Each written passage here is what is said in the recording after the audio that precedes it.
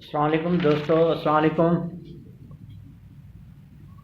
میرا نام محمد جمشید خان ایڈوکیٹ ہے۔ میں آج آپ کے لیے انگلش کا ایک نیا ٹاپک لے کر آیا ہوں۔ تو ٹاپک شروع کرنے سے پہلے آپ میرے چینل کو سبسکرائب کر دیں، بیل آئیکن کو پریس کر دیں تاکہ میری نئی آنے والی ویڈیو کے نوٹیفیکیشن آپ کو ملتے رہیں۔ دوستو، آج کا جو میرا ٹاپک ہے وہ ہے ڈائریکٹ انڈائریکٹ کے متعلق۔ دوستو، آپ جانتے ہیں یہ اتنا اہم ٹاپک ہے، یہ ہر قسم کے ایگزام میں اس سے کچھ نہ کچھ کویسچن آتے ہیں۔ تو چلتے ہیں اپنے ٹاپک کی طرف۔ ڈائریکٹ انڈائریکٹ، دراصل یہ ایک اس سپیچ کے دو حصے ہوتے ہیں۔ ڈائریکٹ سپیچ کے دو حصے ہوتے ہیں، ایک کامرس سے باہر والا حصہ جسے ہم رپورٹنگ سپیچ کہتے ہیں، اور ایک کامرس کے اندر والا حصہ جسے ہم رپورٹڈ سپیچ کہتے ہیں۔ اب ہم اس کی تفصیل دیکھتے ہیں اور اس میں جو تبدیلیاں ہوتی ہیں وہ بھی دیکھیں گے۔ جیسے فرض کریں، ایک مثال ہے، ایگزامپل ہے، he says inverted comma I teach you English, یہ ہو گیا ڈائریکٹ۔ پھر اس کو آپ نے انڈائریکٹ کیسے بنانا ہے؟ انڈائریکٹ بنانے کے لیے آپ کو کچھ تبدیلیاں کرنی پڑتی ہیں۔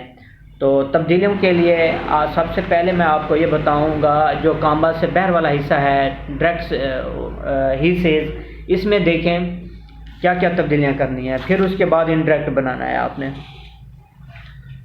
کامرس کے باہر والے حصے میں مندرجہ ذیل تبدیلیاں کریں۔ اگر کوئی خبر ہے، خبر یا جملہ ہے، تو آپ سے کو ٹیل میں تبدیل کر دیں۔ اگر سوالیہ ہے، سے کو آپ آسک میں تبدیل کر دیں۔ نمبر 3، اگر کوئی حکم یا جملہ ہے تو آپ سے کو ایڈوائز میں یا ریکویسٹ میں تبدیل کر دیں۔ فرض کریں ہی سیز تھا، تو اگر وہ سوالیہ ہے تو آپ کر دیں ہی آسک، ٹھیک ہے۔ اگر کوئی خبر ہے اس جملے میں، تو آپ سے کو ٹیل میں تبدیل کر دیں، ہی ٹیل۔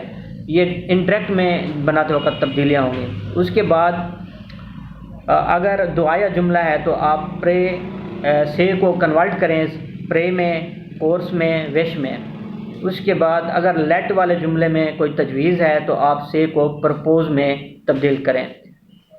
اس کے علاوہ یہ تھا جو کامرس کے باہر والے حصے میں تبدیلی تھی، نمبر 1۔ نمبر 2 پہ آپ نے دونوں حصوں کے درمیان جو کاما ہے اس کو ختم کر دینا ہے، وہاں پر انورٹڈ کاماز کو اڑا کر آپ نے دیٹ لگا دینا ہے، ٹھیک ہے۔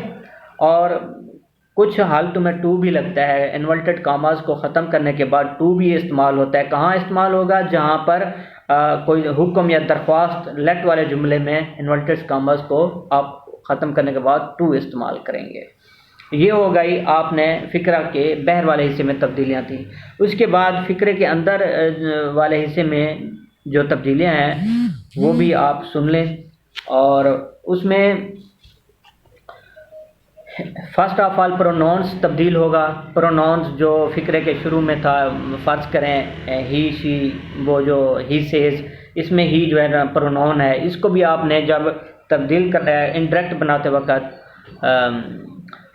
آپ نے کیسے تبدیل کرنا ہے؟ اگر کامرس کے اندر فرسٹ پرسن کامرس کے باہر فعل کے مطابق، سمجھ آیا آپ کو یہ بات؟ اگر کامرس کے اندر فرسٹ پرسن ہے، فرض کریں آپ نے کامرس کے اندر یعنی کہ he says inverted comma I teach you English, ابھی انورٹڈ کامرس کے بعد جو دیکھیں اس میں فرسٹ پرسن آ رہا ہے۔ کامرس جو انورٹڈ کامرس کے اندر والے فقرے میں دیکھیں آئی ٹیچ یو انگلش، اس میں آئی آ رہا ہے، یہ فرسٹ پرسن ہے۔ اس کو کس کے مطابق استعمال آپ نے چینج کرنا ہے؟ وہ جو ہے سبجیکٹ ہے، پروناؤنز ہے، وہاں پر فعل کے مطابق وہ آپ نے تبدیل کرنا ہے۔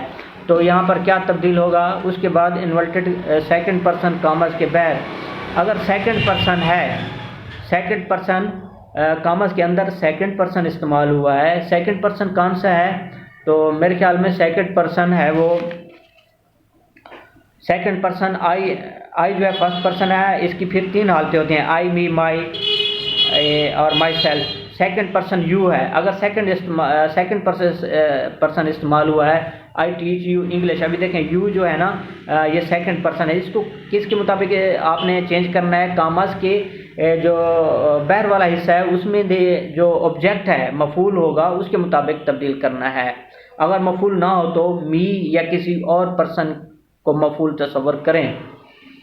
ٹھیک ہے، یعنی کہ کامز کا جو بہر والا حصہ ہے اس میں دیکھیں ایک تو سبجیکٹ ہے ہی سیز، پھر اس کے بعد انورٹڈ کاما شروع ہے. اگر انورٹڈ کاماز سے پہلے آبجیکٹ آ جاتا ہے ہی سیز می، تو اس یہاں پر می آیا، پھر inverted commas I teach you English. ابھی یو جو ہے نا می کے مطابق چینج ہوگا. I think that my point is clear. Okay, اور یہ استعمال ہوگا اگر تھرڈ پرسن ہے تو وہ تبدیل نہیں ہوگا. یہ تبدیلیاں تھیں جو میں نے آپ کو بتائی ہیں. اور ایک اور بڑی تبدیلی ہے، کامز کے اندر والے حصے میں مزید 2 تبدیلیاں کریں. وہ کون سی ہیں؟ ٹینس اور خاص الفاظ تبدیل کریں، بشرطیکہ کا زمانے کے بہر والے حصے میں ماضی ہو، ورنہ مدرجہ تبدیلیاں نہ ہوں گی. اگر کامز کے بہر ماضی استعمال ہوا ہے، مثلا he said to me, he said me, he told me, ماضی استعمال ہو رہا ہے تو یہ تبدیلیاں ہوں گی، خاص الفاظ کی تبدیلیاں، ٹینس کی تبدیلیاں. ٹھیک ہے، تو ڈائریکٹ ورب کی پہلی فارم کو آپ نے دوسری فارم میں استعمال کرنا ہے. ڈز ناٹ، ڈیڈ ناٹ کو ڈیڈ ناٹ میں استعمال کرنا ہے. از ایم آر واز ور میں تبدیل ہو جائیں گے، اور ہیز ہیو ہیڈ میں ہو جائے گا. ورب کی دوسری فارم ہیڈ پلس تیسری فارم میں واز ور ہیڈ بین میں استعمال ہو جائیں گے. اور ویل شیل وڈ میں مائٹ میں کین کوڈ میں. اگر فکرے میں عالمگیر سچائی ہو تو ٹینس تبدیل نہ کریں. یہ تھیں ٹینس کی تبدیلیاں. اس کے بعد خاص الفاظ کی تبدیلیاں بھی ہوں گی، جیسے دس کو دیٹ میں تبدیل کریں، دیز کو دوز میں، اور ہیئر کو دیئر میں، نو کو دین میں تبدیل کر دیں.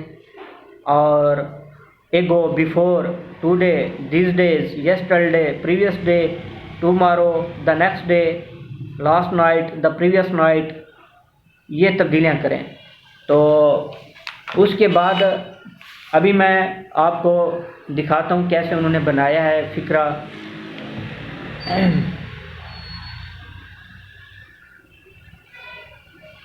ابھی دیکھیں، چنانچہ اس میں he says to me I teach you English, اس کا انڈائریکٹ کیسے بنے گا؟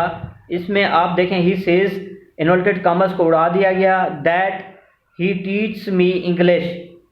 ابھی آئی جو ہے نا، آئی کو اس نے چینج کر دیا می کی حالت میں، می کے اس کے ساتھ بہر جو سبجیکٹ ہے اس کے ساتھ.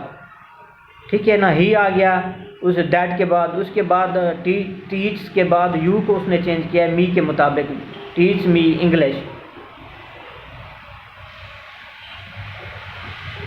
ٹیچ کو ٹیچ میں تبدیل کر دیں گے کیونکہ ٹینس سمپل پریزنٹ ہے، اور ہی شی اٹ ہو تو پہلی فارم کے ساتھ ایس یا ای ایس کا اضافہ کرتے ہیں. تو میں امید کرتا ہوں آپ کو یہ میرا جو 8 منٹ کا لیکچر ہے اچھی طرح سے سمجھ آیا ہوگا. اگر کوئی سوال ہے تو آپ مجھے کمنٹس کر کے پوچھ سکتے ہیں. تھینک یو، اللہ حافظ.